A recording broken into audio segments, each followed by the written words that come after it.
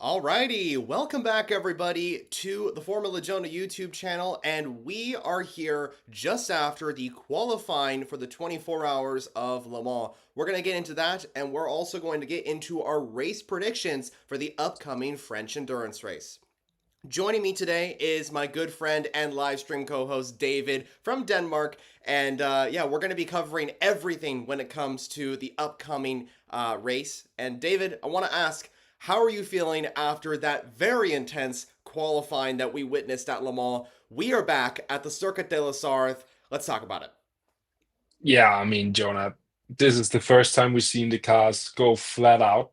Um, of course, we had practice, first practice session, 3 hours of practice, but this is really the first time they show their colors. They push the cars to the limit, and oh my, I mean, we had some different results than I expected, at least, and some different results than practice showed, and the the former races of the season showed. So interesting results, and I'm looking forward to Saturday. Honestly, I mean, if this is what we're aiming for, then it's going to be a great race.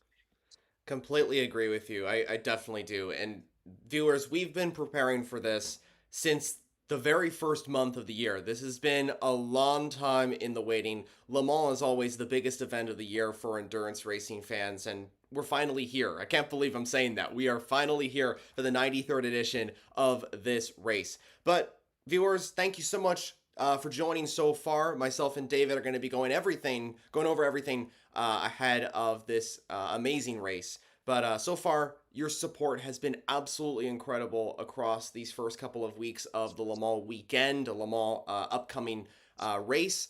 And I just want to say thank you so much for everything you all are doing. And make sure to post your thoughts in the comments below, like the video, subscribe to the channel if you haven't already. If you're into endurance racing, this is the place to be if you want to get up to speed on everything Le Mans. And other than that, we also got more endurance racing action. We got the triple header of 24-hour endurance races. Next week is the 24 hours of Nürburgring, and then again after that is the 24 hours of Spa. Myself and David will be covering those events as the month progresses of June. But for now, we're going to be covering Le Mans, and we're going to be starting out with qualifying. As I mentioned, we are coming off of the qualifying results from both LMGT3, LMP2, and of course Hypercar as well. Tomorrow is Hyperpole, so that's where we're going to see the cars battling for pole position. The top 15 have progressed into the sessions for tomorrow. But yeah, we're coming off of, I think, just about 20 or so minutes after qualifying finished. David, what were your general thoughts from the qualifying format? Of course, you mentioned that this is kind of the first session where these teams were pushing at Le Mans in 2025. But what is your biggest takeaway? That's my question to you. Well, it's always surprising to see the difference between practice and qualifying, and of course also to see the cars now at Le Mans. Right. It's for many teams this is what the whole year is about. Um, and and seeing if the new BOP regulations is out, and what does that mean for the pace of the different cars. And uh, definitely in hypercar things have gotten a lot closer, a lot more competitive. Honestly, looking into to qualifying, I expected Ferrari 1, 2, 3, maybe with a mix up of a Toyota or something, but in fact, it was Cadillac taking the fastest lap ahead of a BMW. Of course, just want to mention to you guys, this is just the first stage of qualifying. Tomorrow we'll have Hyperpole, which will determine the starting grid, of course. But as a starter, we see some things that are the same as last year, definitely in LMP2. And then, of course, new cars coming in all of a sudden competitive. Aston Martin, we'll talk about them later, beating a Toyota. Does that mean that they're finally up to pace, and can they get some points out of Le Mans and be competitive? And the other cars completely falling apart. So interesting qualifying, a lot of takeaways, and also a lot of questions that need answering tomorrow and on Saturday. Yeah, I completely agree with all your points there. I mean, there's a lot to take away from this. Cadillac ultimately ending out the session on top with Alex Lynn in the number 12 Hertz Team Jota car. All four of the Cadillacs, yeah, four Cadillacs, by the way, viewers, were all progressing into Hyperpole. Great to see that as well. We'll talk about Cadillac in just a moment and the other brands as well. But David, you mentioned the BOP, and I think that a lot of viewers watching right now, a lot of viewers that are going to be watching the replay as well, we'll be talking about BOP because this is a major factor heading into Le Mans this year. In the first three rounds, Ferrari has been dominating the series. What is that going to be like here at Le Mans? Are they going to continue to dominate? So far in qualifying, it seems that they have some competition for the win this year. Of course, Ferrari are going for their 12th overall victory at Le Mans and their third in a row with the 499P. We'll see how it goes. But BOP, let's talk about that. Let's bring up the BOP chart for both Hypercar and LMGT3 now. It's on the right-hand side of your screen. This BOP chart, there's a lot of data here. There's a lot of numbers, so I'm going to keep it up for just a second here. But in general, what we can see is that the Aston Martin Valkyrie is actually pretty good on BOP. That could contribute to them having a little bit more pace. That's probably one of the reasons why they are somewhat in the mix compared to the past. However, the Aston Martin Valkyrie is still a brand new car. There's still a lot of things to look into, and they're not going to be fighting for the win at Le Mans. That's my prediction at least. But the Aston is pretty good on both weight and power. I believe that the Toyota GR010 is still the heaviest car on the grid, but it has lost a lot of weight. That car has also gained more power as well. That's pretty interesting. Keep an eye on Toyota's BOP. Cadillac and Porsche have also been helped by the BOP this time round. Porsche has been severely affected across the first three rounds. It has been a nightmare start. Qualifying and Le Mans so far has proved that Porsche may finally be able to fight for the win in a WEC event in 2025. I hope so as a Porsche fan. Cadillac as well. Of course, we talked about Cadillac having a very strong qualifying, a very strong weekend so far. At testing, they looked pretty good as well. They look pretty good on the BOP. And then as for LMGT3, just two quick notes I want to mention. Chevrolet and Ford look very strong. Both American brands are set at P1 reduction in power, so that's pretty good for them. They are also pretty good on weight as well. I believe the Ford Mustang GT3 is the second lightest car on the grid. As you can see in the table, the Porsche 911 GT3R, that's that blue car right at the bottom of the table there. That car is actually the lightest car on the grid, so hopefully Porsche will be able to manage curves like the Porsche curves, for example, a little bit better, but we'll see how that goes. So there's the BOP. I just wanted to quickly mention a few things when it came to Le Mans for the balance of performance. I'll get rid of that graphic now and move on with the rest of this live stream here. But in general, David, I want to get your quick thoughts on the BOP before we kind of move into qualifying here and kind of talk a little bit more about that. What do you think about the BOP heading into this race? Is it going to be a Ferrari domination? You said that maybe it's not, so I want to hear.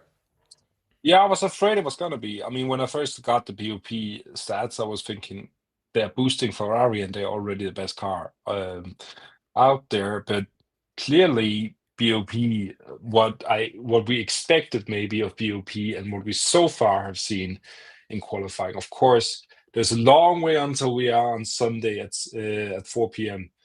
Right. But so far, it seems as though the grid is closer than first expected. Maybe it's because of Cadillac and Porsche getting a boost as well. Um, and usually we'll see the true colors of what BOP has affected. Some years we've seen, especially in GT3 and GT Pro, that Porsche was really, really hardly affected on top speed, and that just showed throughout the race. Um, so often we'll get the answers on Saturday night. But so far I'm excited. So far I'm not as afraid of a Ferrari dominance because let's be honest, as fans we want a close race and multiple lead changes like we've seen the last 2 years. It has been Right. Toyota versus Ferrari, really close battles all the way to the end. So I hope to see something like that. Um, but let's see after qualifying. Let's see. Honestly, also just the first few hours of the race. What is the land saying? What's the race gonna be like? Because so far we just had one practice session and a qualifying session. Um, so, but from now, really, really good looking signs of a great race. And is Le Mans is 24 hours. A lot can happen in 24 hours. I completely agree with you on that. And yeah, a lot can happen in 24 hours of racing, especially here at the Circuit de la Sarthe. We will see how things go as the weekend progresses, of course. Before we move on to qualifying and our race predictions, of course, I want to point out something. Thank you all so much for the support during this live stream in particular. 103 live viewers as of right now. The last time me and David were doing a live stream like this was for Laguna Seca. That was a couple of weeks ago. And usually during the point in between Daytona and Le Mans, things kind of slow down in terms of racing. And it's good to see that the peak is back up. You know, we're starting to see more viewers. We're starting to see more people get interested in endurance racing. So it's amazing to see that. And I really appreciate all of your support. It means a lot. So, qualifying. Let's talk about this finally. We've hinted at a few things, but let's break this down. Let's give a quick recap as the video entails. Aston Martin. I think we should start out with them because they had a very competitive and surprising qualifying. David, I know that one driver in particular that was impressive was Marco Sorensen. Now, Marco, of course, is a Danish racer. David, you're from Denmark. I think it's only fitting that I hand things over to you to talk about his incredible performance. Well, Marco, of course, a former Le Mans winner in GTE Pro, a former world champion in the same series and class, and just a veteran of endurance racing. And um, honestly, it looked like from Aston Martin that they put out the two most experienced drivers from the lineups, Harry Tincknell in the 007 and Marco in the 009.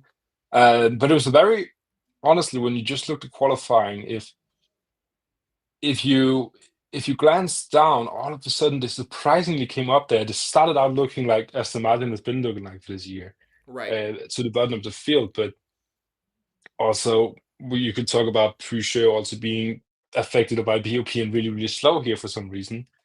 But Aston Martin really pushing, and for the first time, actually being a bit competitive within times of what we can say are competitive. They look like more what they're doing in IMSA right now.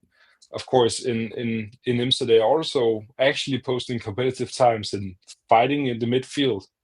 Something I would love to see from Aston Martin as well and WEC at the mall. But qualifying, out qualifying at Toyota, I mean, usually that means that you have a chance of winning. I doubt that, but really, really strong qualifying. And for the team to be finally pushing closer to the midfield, um, that's just great news in the first season. And if reliability can keep up and if they can have a okay performance results wise for Le Mans, I think they'll be extremely happy. And so far already, they should be really happy with what they have done. So yeah, maybe the nice sounding car also can get some nice pace. Yeah, I completely agree. And I mean, the performance from Marco Sorensen, the performance from the Heart of Racing, the performance from Aston Martin was really impressive today. Both the 007 and 009 cars had pace. Unfortunately, both cars were knocked out, but still, I mean, considering the fact that Sorensen also got ahead of a Toyota and almost got into hyperpole, missing out by just one place to Nazar's number 4 Porsche, is just pretty incredible. You know, this is pretty impressive. Real quickly, I'll just kind of go through a few of the entries where they finished in hypercar in qualifying. I don't have the graphic out on screen because we are literally coming after hypercar qualifying, so I don't have enough time to make the graphic. So 12 Cadillac on top. Alex Lynn took the fastest time, a 3-minute 22.847. That's the fastest time that Alex Lynn had. A very, very competitive showing from Cadillac, as we mentioned. BMW's 15, in second with Dries Vanthoor, who's been on fire across this year so far. Then we have the 51 Ferrari, the number 6 Porsche. We'll talk about them in just a moment. The 38 Cadillac then rounds off the top 5. Then we have the number 50 Ferrari, the number 5 Porsche, the number 20 BMW, the 311 Whelen Cadillac. That's the entry over from IMSA. And finally, completing the top 10 is the 36 Alpine. Moving on to the rest of the grid, the number 8 Toyota is the first of the GR010s. Not a super great session for them. They finish in 11th. Then we have the number 83 AF Corsa Ferrari in 12th. The 101 Wayne Taylor Racing Cadillac. The number 4 Porsche moved into 14th right at the last moment. And then the number 35 Alpine completes the top 15. Those were the cars that advanced into Hyperpole. David, I want to get your thoughts on the cars that didn't make it into Hyperpole. Those are the 007, or sorry, the 009 Aston Martin of Marco Sorensen. As we mentioned, very, very competitive car, very competitive showing. The number 7 Toyota, both Peugeot 9XA hypercars down at 18th and 19th. The number 99 Proton Porsche, and finally the number 007 Aston Martin from the heart of racing. David, I think this is a good time probably to talk about that number 7 Toyota and the disaster it kind of was for qualifying and for Peugeot. I mean, what can we say? This has been a pretty difficult qualifying for the 9X8 car.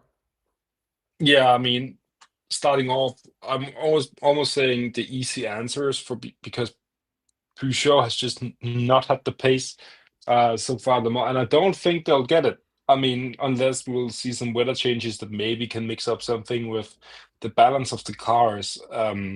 We have seen that before. All of a sudden, Peugeot actually leading them all with that car because of rain. So far, the weather charts doesn't look like we're getting anything crazy, but Peugeot getting hit hard on BOP, and just that car seems to be incredibly difficult to set up for each race. Still having problems with almost learning how the car is and how the car works. At least that's what it looks like. So yeah, Peugeot really. I mean, it's difficult to say this because as a team, Peugeot should be fighting for wins now. That is the minimum requirement if you have been in hypercar for this long, and to find them still being so low on the results page and just not delivering. Now we're talking them more, but to be honest, it has been for the whole season and the last season as well, not really delivering, even when they had the pace. So I'm not hopeful for Peugeot's future. I hope they'll have an okay race. Again, Le Mans, a lot can happen. Just to quickly drive over and talk about the Toyota. Toyota started last in hypercar last year, and they still fought for a third place and a podium place with that car that started last. So a lot can happen in 24 hours, and a lot can change. But when the pace isn't there, like clearly isn't for Peugeot, it looks difficult. Toyota, I mean, even Nick de Vries looked kind of surprised why the pace wasn't there. I listened to an interview with Alex Wirtz after qualifying where he told that Nick actually was on for a great lap, and then something with the balance of the car happened in the last sectors. So Yeah. It's a weird one. It's not a bad qualifying. Second year in a row that number 7 Toyota has a bad qualifying. But as just mentioned, they can easily push up through the grid. I would never count out Toyota for Le Mans, and even last year when the qualifying looked bad for them, they still fought for the win and was close to taking it. Let's be honest. So yeah, bad qualifying and a lot of work to do, but it could have been worse. So it could have been both. It could have been both cars out and not everything good to show. But of course, we saw Brennan Hardy in the 8 car in 11th place, and they look to have the pace at least somewhat. So yeah, I wouldn't count them out. And it's a bad day today, but on Saturday a lot can change. Yeah, it really can, and I think that this wasn't this wasn't a bad session for Toyota. I mean, compared to 2024, I mean, 2024 was a it didn't go well for qualifying for the Toyota team, but if we look at the number 7 car, it didn't really have the pace, but it also got really unlucky too. This car was held up by traffic as well, from what I've heard. Nick DeVries kind of got hurt by that. Um, and yeah, it wasn't a great qualifying for them, but it's not like the number 7 car didn't have the pace. I think that car will come back stronger in the race as it did in 2024. In fact, the number 7 is starting higher than it did last year. Um, the car, I believe, started 23rd last year. Now it's starting like, I think 17th or something like that. I think 17th. But yeah, so we'll see. Now, one thing that I do want to point out on Hyperpole, and one particular driver that I want to point out, is someone that has been on fire this year. Not in the WEC, but over in IMSA, Felipe Nasr. This guy is a former F1 driver, and look what he's doing in the IMSA WeatherTech Sports Car Championship. He's won the first three rounds with his teammates, Nick Tandy and Lawrence Vantor, and he's just been on fire. Here at Le Mans, that number 4 car is the invitational entry from Porsche Penske Motorsport. It's not the full season car. And then Nasr pulled out an incredible lap right at the last moment. He was on a very good lap until a spin happened for the number 35 Alpine. I believe what happened, it wasn't catched on the live timing or the live feed, but the number 4 Porsche, I believe, was affected by the yellow flags. That's why Nasr kind of had to bail on one of his quick laps. But right at the last second, he got it. I mean, he didn't have the first 2 sectors weren't really good from the 963, but the Brazilian pulled it out in the final sector with a fantastic lap to get into 14th and put all 3 factory Porsches into the top 15. So shout out to Nasr, and also shout out to Wayne Taylor Racing. We had a comment coming in earlier from Owen that said, shout out to the team of Wayne Taylor Racing, and I completely agree. What a performance from them. They are making their debut at Le Mans with the 101 Cadillac that's driven by Ricky Taylor, Jordan Taylor, their brothers, of course, and Felipe Albuquerque. That car made it into Hyperpole. Very impressive showing from them. And considering that entry doesn't compete full-time, considering that entry is from IMSA, considering Wayne Taylor Racing is making their first appearance at Le Mans in any form of racing, is just pretty astonishing, and just highlights the pace of the V Series R and highlights the skill and talent and just perseverance that Wayne Taylor Racing has as well. So really strong showing from them. Yeah, there was some strong performances, and Cadillac in general surprised me a bit. I mean, now we talked about Wayne Taylor Racing, and that is really impressive. First time ever at Le Mans, and then doing what they're doing right now. Right. But also just the 311, Whelen Cadillac also getting through to Hyperpole. I mean, you mentioned before, every single Cadillac is through to Hyperpole, and if you asked me after the first 3 rounds of the WEC season, would we see all Cadillacs out of Hyperpole and not even being competitive? I wouldn't have been against it. I mean, Cadillac has not had a great year in terms of racing.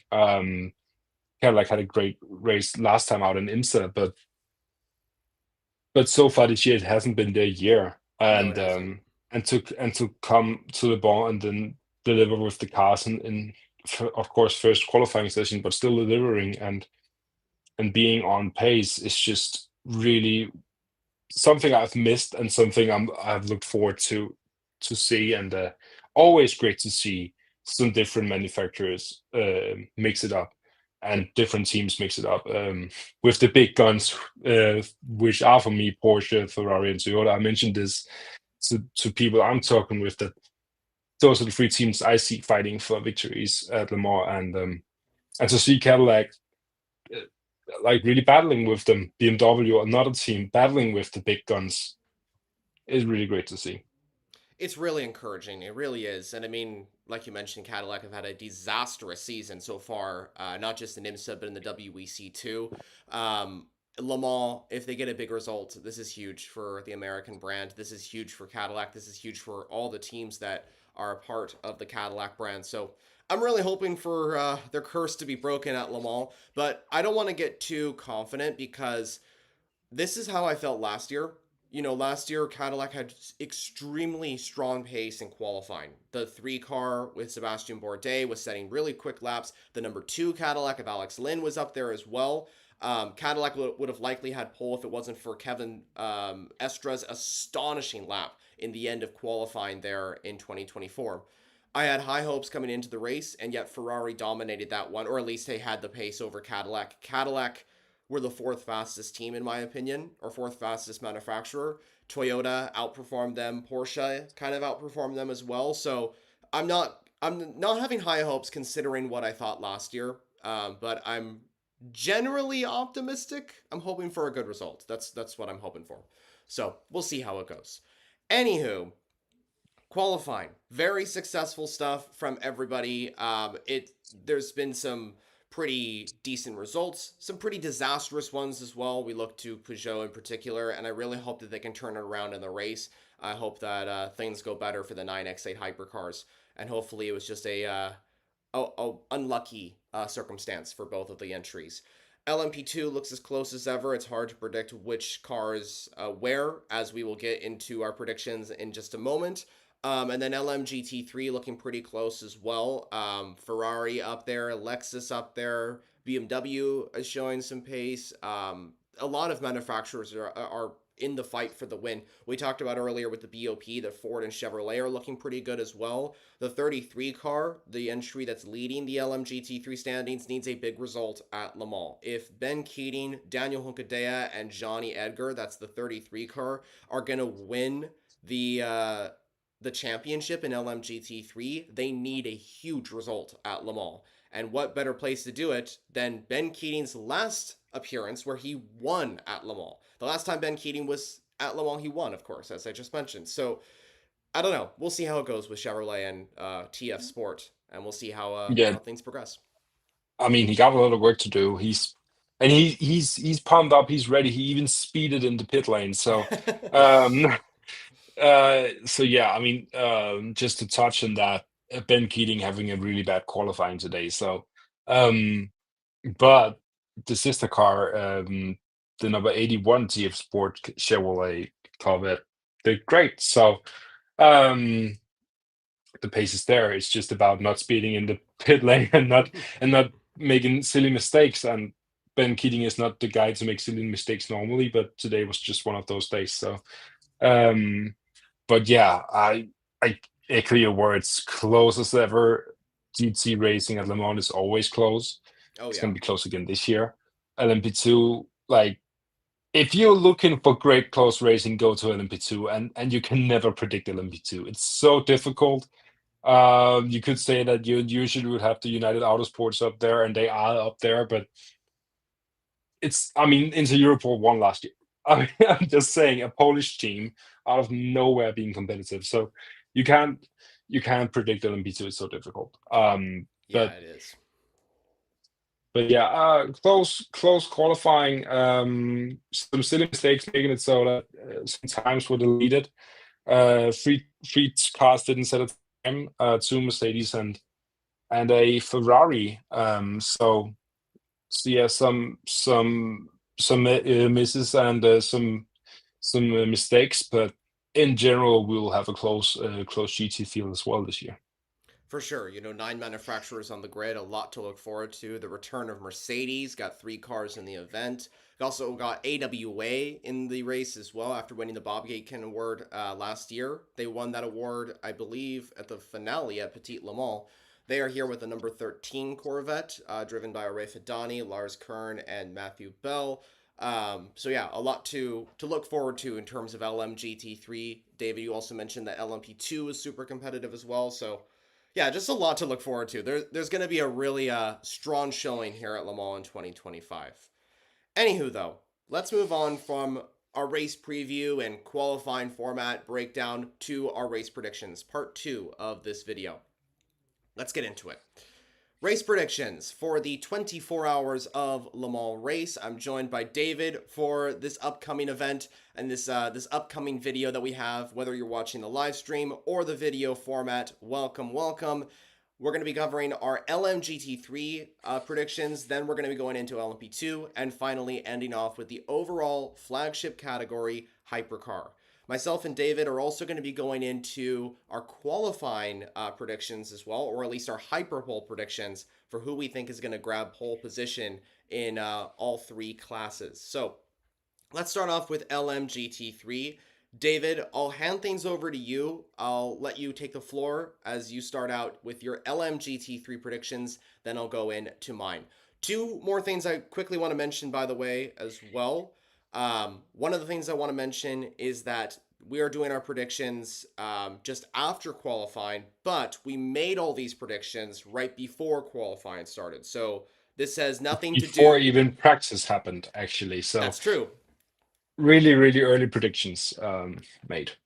Yeah, really early predictions made before anything kind of got underway. So yeah, just keep that in mind.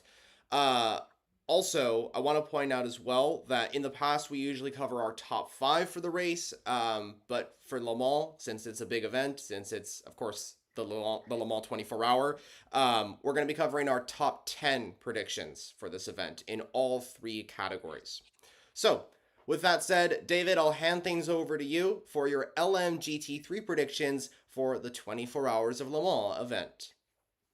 Yeah, well, I've been an interested one with this predictions. I mean, in 10th place, I put the so far second place for qualifying. But it's hard of racing the number 27 car. Finishing 10th in my opinion. The Vista are of course number 54 in ninth place. The Team WRC so far pole sitting car in 8th place, the 46 car. Number 7 is Manti Racing, the Porsche 92 car. Lexus for me is in seventh. No, for me is in sixth with the 87 car. Fifth, Proton, the number 77 Ford Mustang. I hope to see some great pace from them this year. They finished third last year. I see them having another great result this year. Iron Dames, with Michelle Gadding getting not in the car. Sarah Bovey, a fast driver as well. A bit more difficult than first expected, but I hope to see them push for a fourth place. So far, not looking like it, but a long race, of course. United Autosports with the McLaren 95 car. They've had a great season so far, and the car looked great at Qatar, a high-speed circuit.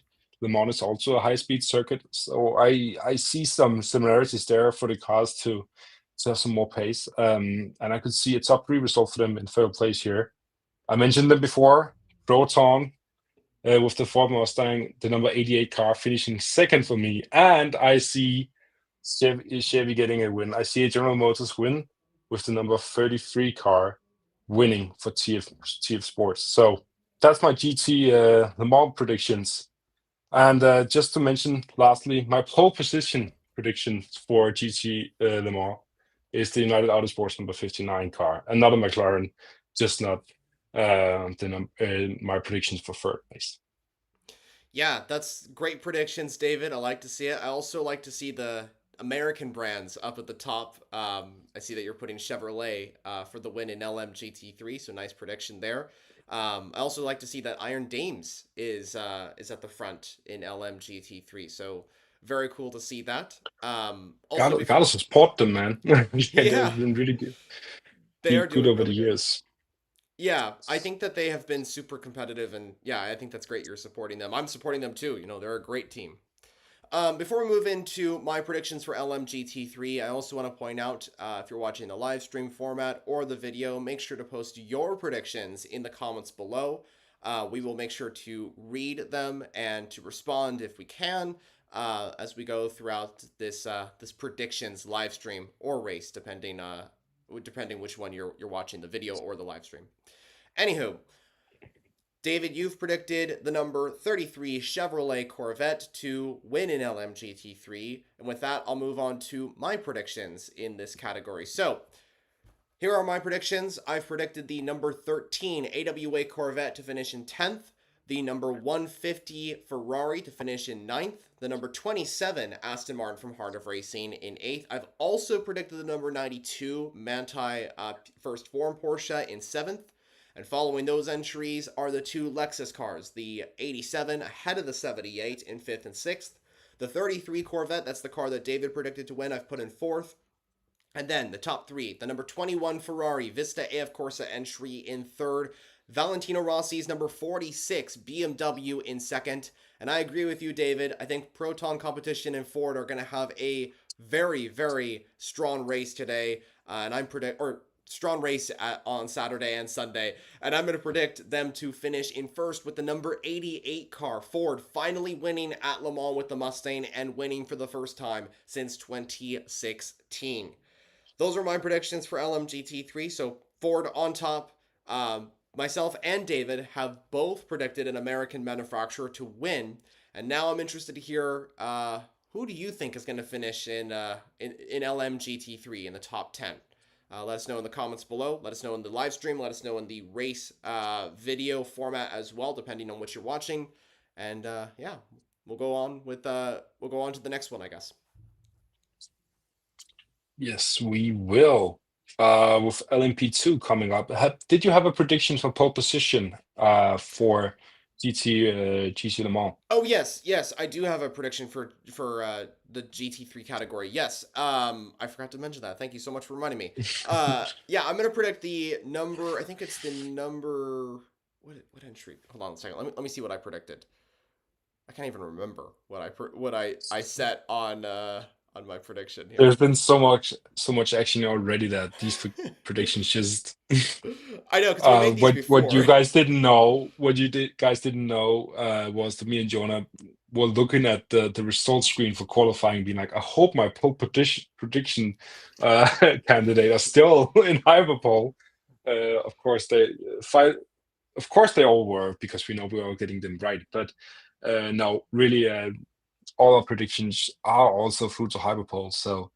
Um, so yeah, what did you have for your pole position? I found it. Yeah, so it's the number 78 Akotis ASP Lexus. I forgot I predicted that one to finish on pole. They've been so strong this season. You know, Finn Garzitz got pole in Spa with that number 78 Lexus, and I feel that the RCF GT3 on its last hurrah at Le Mans before Lexus brings in a brand new car in 2026. I feel that they have to go out on a bang, and I feel that Lexus has the pace to grab pole in Hyperpole tomorrow for the upcoming 24 hours of Le Mans. Definitely do. I mean, Lexus has been looking extremely fast this year, and they just continued here at Le Mans. Also practice. I thought they were going to be the dominating factor in qualifying. They got a bit of competition, but yeah, really, really fast team. I agree. I definitely agree. And just to point out real quickly, a comment did come in from Oil Slick 13 that says, I want Corvette to win. I think Lexus wins, though. So nice to see.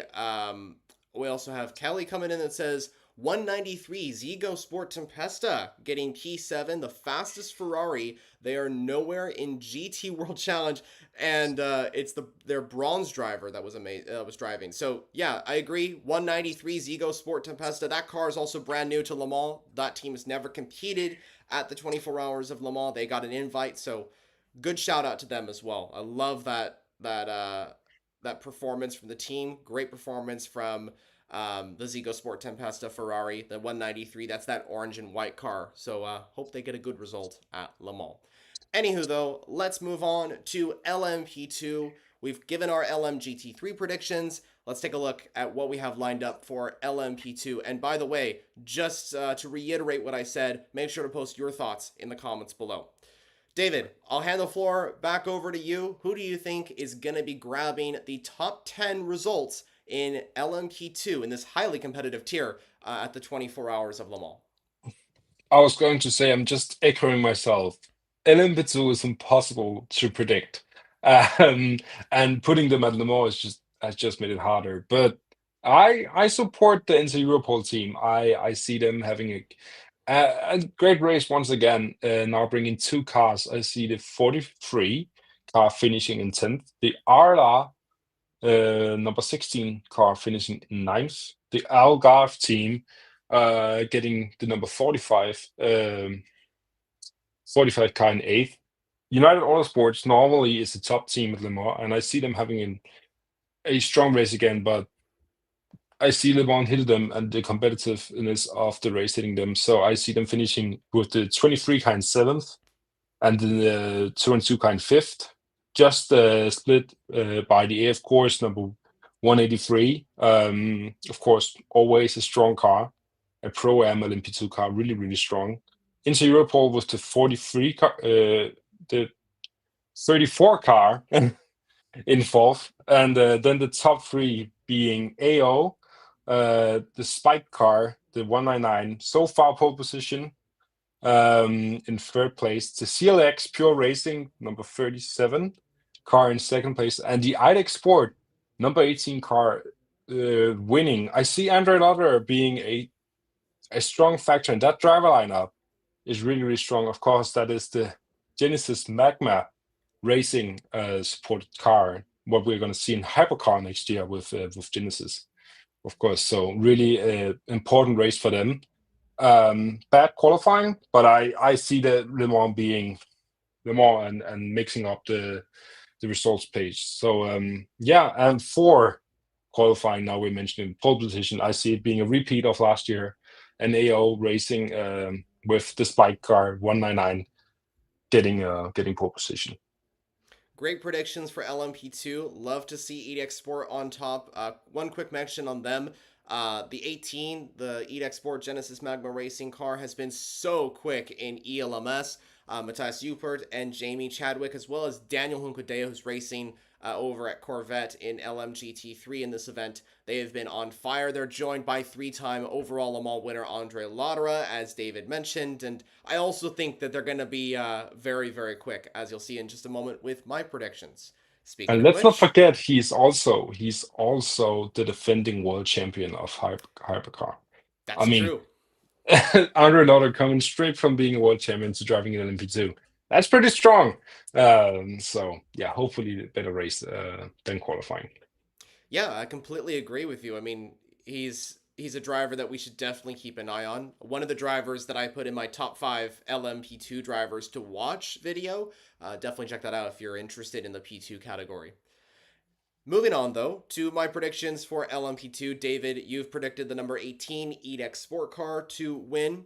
For me, this is my top 10 for the P2 category. I've gone with the number 45 Algarve Pro Racing car in 10th, the 183 AF Corsa Orica in 9th.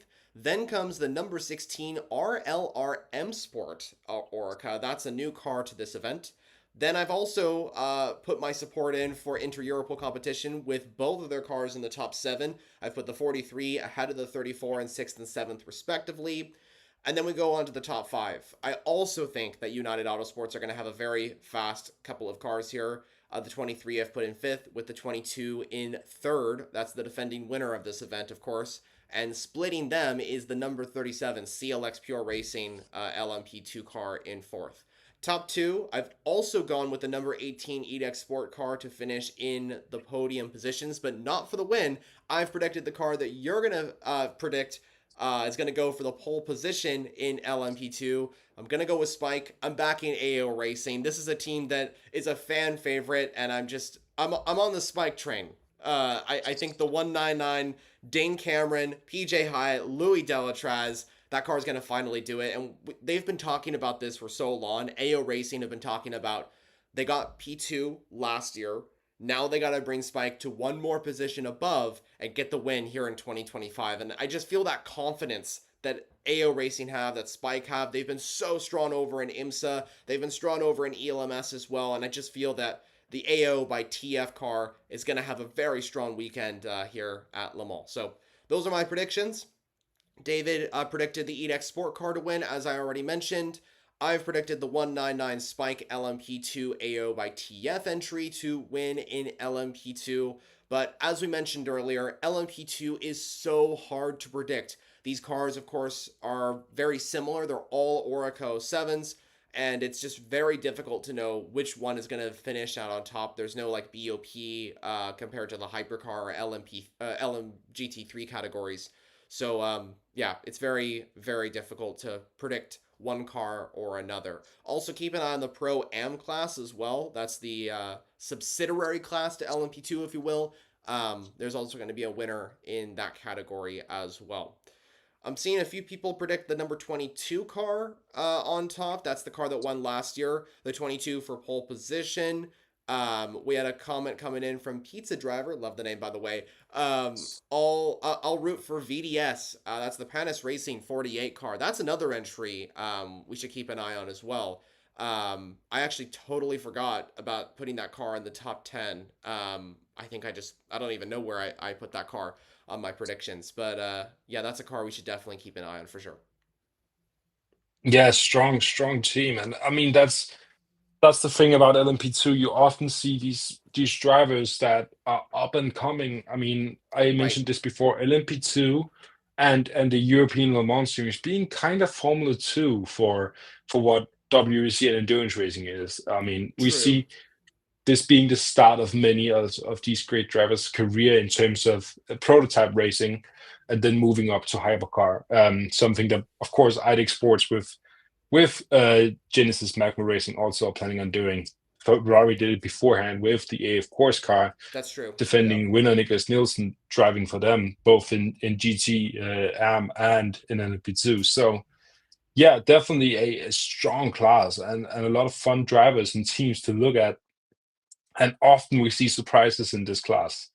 Um, you mentioned as well pro-ams cars all of a sudden mixing up with full professional driver lineups, and we have some really strong amateur drivers in LMP2 that kind of goes under the radar. So yeah, a lot of fun things happening in LMP2, and normally watching them all, there's always great action and close action. And if you need any type of that, then really I encourage people to go see ELMS, European Le Mans Series, and the Asian Le Mans Series as well, because the LMP2 racing there is really good. Oh yeah, for sure. I completely agree with you, and yeah, it's so competitive this tier, and of course, as we mentioned, this is a category that is only for Le Mans. It is not a part of the full season grid of the WEC. It was in the past in 2023 and beforehand, but with Hypercar being so popular, with LMGT3 now coming in, there's not really a space for the P2 category, unfortunately. But that's how it goes. Anywho, let's move on to our final big predictions, the hypercar standings. This is the tier that everyone is kind of eyeing for the 24 hours of Le Mans, and another category that's very hard to predict considering how competitive it is. Um, yeah, David, I'll hand things over to you for your hypercar predictions. Who do you think is going to finish in the top 10 in the overall standings at the 24 Hours of Le Mans in 2025? Well, I just firstly again want to say, make before practice even started these predictions, because I put Alpine 10th and 8th, with the 36 car being the number 10 placed and the 35 car finishing 8th. Alpine have showed a lot of pace this year so far, and I see them getting a much better result than last year at Le Mans. Of course, Mm, disaster race last year uh, with two retirements. So yeah, really hoping for them to have a great race. Splitting them is the Jota, so far taking pole position car in ninth, the number 12 car. In seventh, I put BMW number 15. I see them having a better race than last year as well. Of course, second year with the car here, and a strong driver lineup. So yeah, finishing seventh for me. Toyota number 7, being on a comeback run once again, finishing sixth this time. Porsche, I see them having more pace but still struggling. The number 6 car for me is in fifth. And then we come to the top 4, which are Ferrari, the number 51 car, finishing fourth. The lowest ranking Ferrari for me. Splitting the Ferraris is the number 8 Toyota, finishing third. And then Ferrari, second and first. The AF Course, the private car, the 83, finishing second. And it's going to be a back-to-back for the number 50 Ferrari for me. I see Ferrari being really great at Le Mans. And they have had such a great season so far, and I see that continuing. So the number 50 car is going to win Le Mans for me this year. And for pole position, BMW number 15. I see Dries Vanthoor continuing his pace. So yeah, over one lap, I feel like the BMW has more to show for it than it has in the race.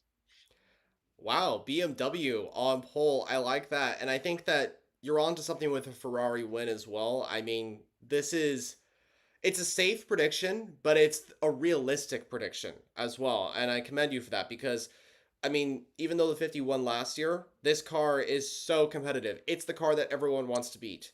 Ferrari have the pace. They have proved that in the previous two rounds. And no matter what the BOP says, no matter what position they are in qualifying, it doesn't matter. The fact is, Ferrari AF Corsa have the pace to win every single time here at Le Mans, unless they are just destroyed in the BOP or one of the three cars or all three of them are taken out of contention. This is something that's kind of a fact. You know, it's been proven. Toyota also have pace as well, no matter what the BOP says or something like that. So yeah, I Never like your count them prediction. out. Yeah, never count them out. Never count them out. Toyota Gazoo Showed Racing. again and again.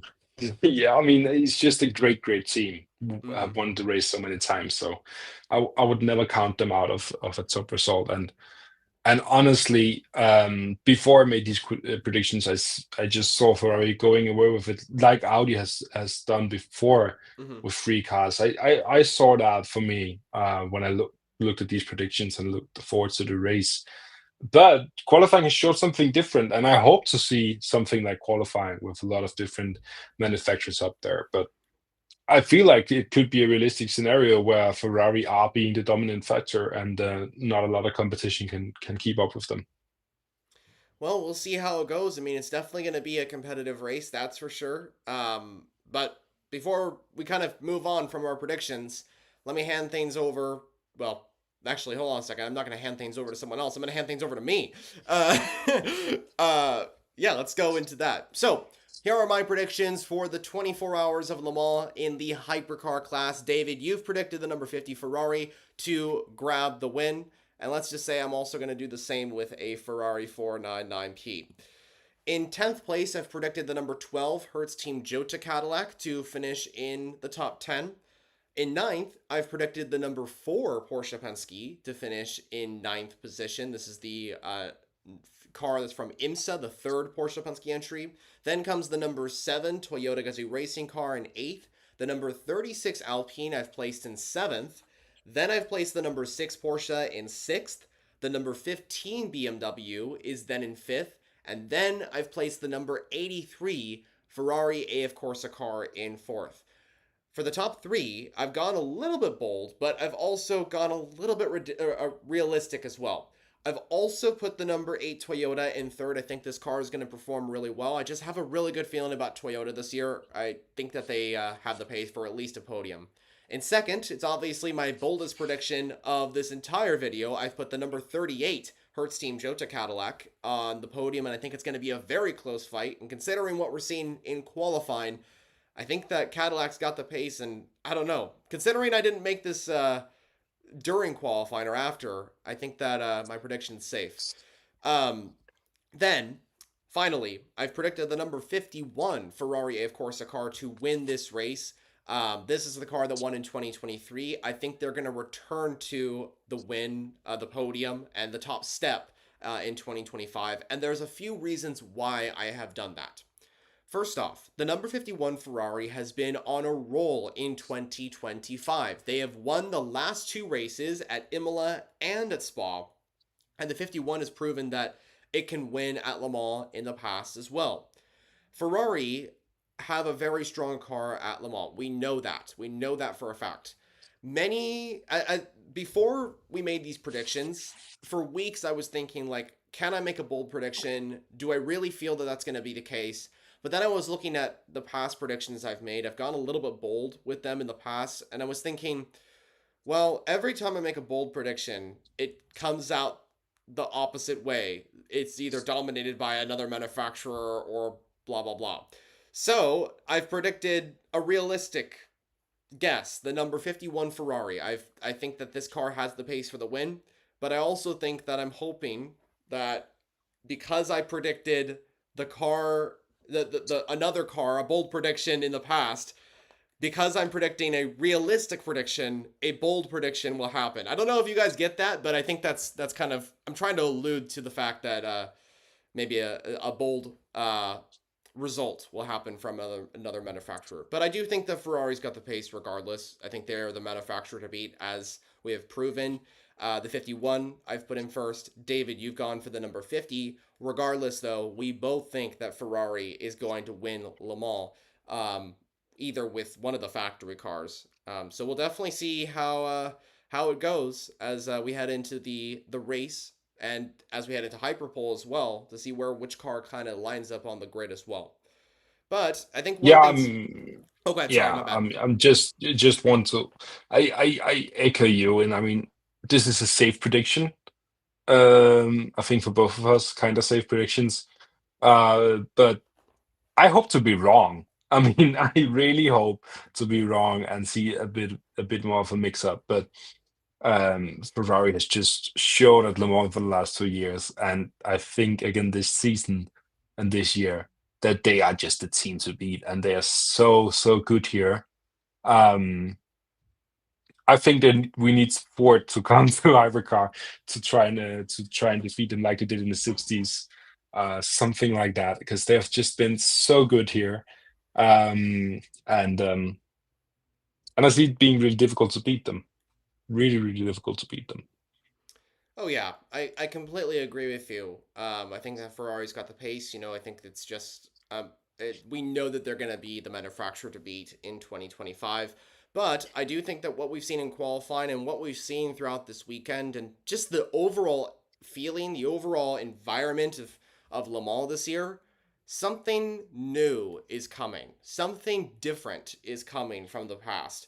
And I feel that it could be for the overall victory. I feel that something could change. So I don't know. I just have this feeling that while Ferrari is the fastest team, and while we expect them to win, I feel that they're going to have some major competition for the win, not just from the likes of Toyota, but from others like Porsche, Alpine, BMW, and now surprisingly Cadillac as well. This is something that we've never experienced at Le Mans before. This many brands fighting for the overall victory. The last time this really happened was in 1998.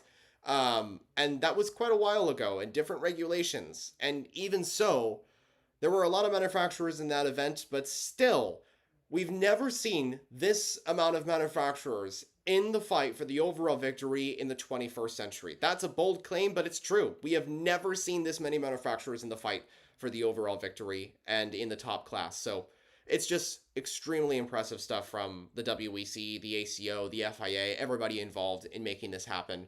And it's just going to be an epic race. I can definitely say that. Anywho, though, we've covered our predictions for all three categories: LMGT3, LMP2, and of course, Hypercar. Give us your predictions in the comments below who you think is going to be winning these three classes. But besides that, David, do you have any final thoughts before we kind of conclude this stream and move on with the rest of the day? I mean, what was your pole position for Hypercar? Oh, I don't think I got that. I keep forgetting those. I don't know why I keep forgetting the pole position stuff.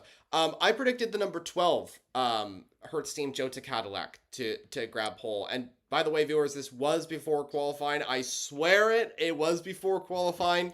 I did not expect the number 12 car to actually genuinely have the pace for pole, but it seems that my prediction could be true.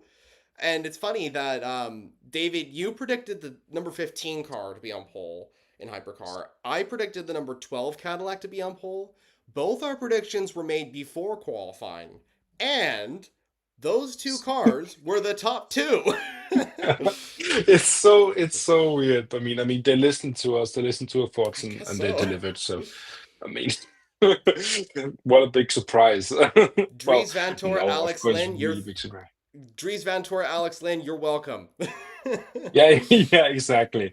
I mean, and looking at our predictions, I think Ferrari should be welcome by our predictions as well. But let's see. I'm excited to get going. Of course, this is the first of many streams around Le Mans, so um, just excited, and the support.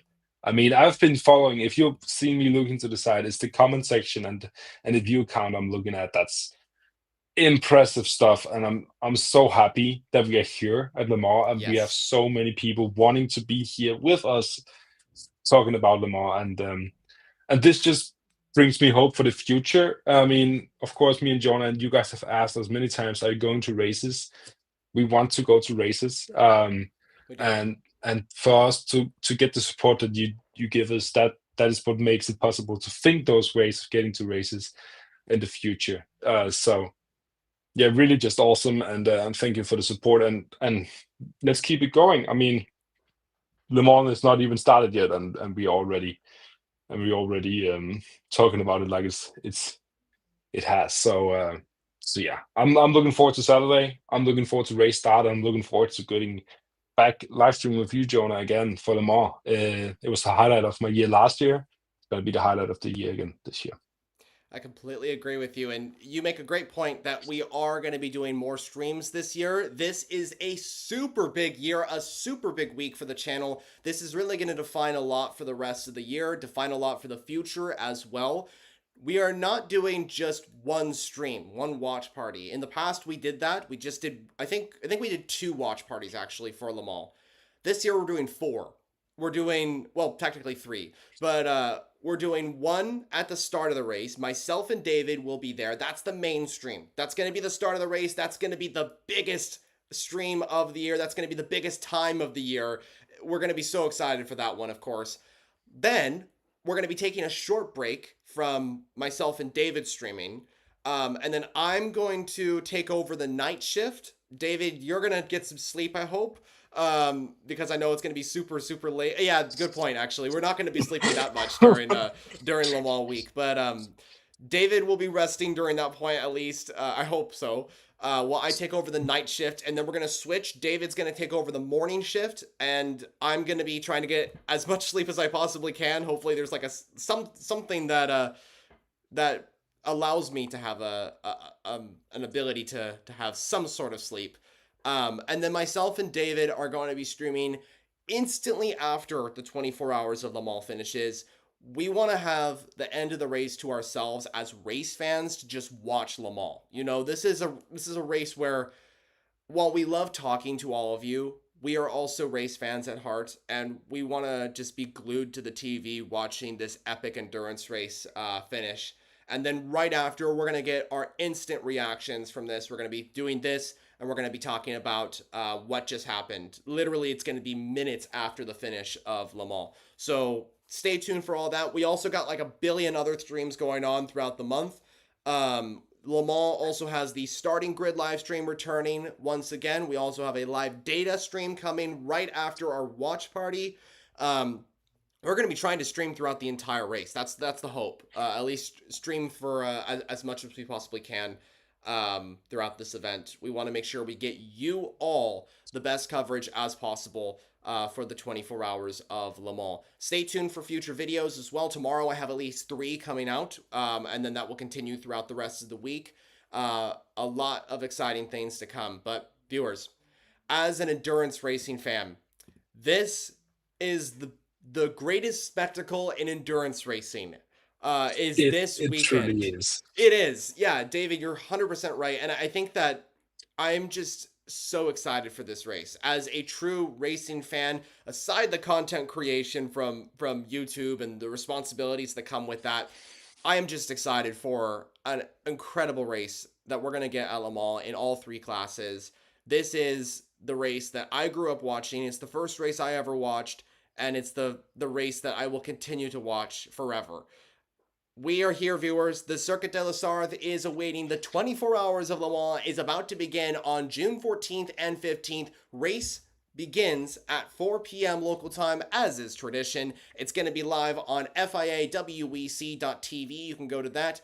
Across the world, there are other places to watch as well. For example, in America, where I'm at, you can watch on the Max streaming service. That's where I usually keep an eye on the events and stuff like that. But yeah, there's a lot of different places depending on where you're at in the world. But that's our pre-race stream kind of concluded now. We've gone over our predictions, we've gone over qualifying, we've gone over a little bit of details for the upcoming event as well. David, I want to say thanks so much for joining me here, And I can't wait for this weekend to join you for this epic weekend that we're about to have. No, me too. And again, just want to add, if you are not already looking forward to the race, and if you have a tough time seeing the whole race, that's why these streams are placed where they are. You can look up on Instagram and on YouTube when the streams are going, because as Jonah mentioned, the switch that Jonah is doing is for those people also who couldn't stay up or who couldn't watch the start of the race, getting to know what happened and what is happening in the middle of the night. Right. And the same thing with me in the morning. I'm gonna be doing a night report. What happened in the night when we were sleeping? What is the grid looking like here in the morning? So if you can't watch the race for some reason, or you want to follow along but you have to sleep or have to do something else, then go to join the streams, because we're going to be talking all about what's happening while other people sleep and while other people aren't watching. Yes, I completely agree with you, and you said it absolutely perfectly. There's nothing else I can add on to it because you covered all the bases. It's going to be an incredible week. I just can't wait for what we have at Le Mans and the rest of the month as well. This is going to be a super intense, a super exciting, a super just phenomenal racing month of action. This is what endurance racing fans live for. Le Mans, Nürburgring, Spa, endurance racing, all in June. Here we go, viewers. Let's take a look at what we got coming for Le Mans. But yeah, that's pretty much it from our pre-race stream. David, thanks again for joining me. We will see you on race day for the 24 hours of Le Mans this weekend. Do not leave your house, or do not plan anything big, because this is the big thing that you should be planning. The 24 hours of Le Mans, the greatest endurance race and the oldest endurance race in the entire world. Yeah, absolutely. Go look at them on. This is the big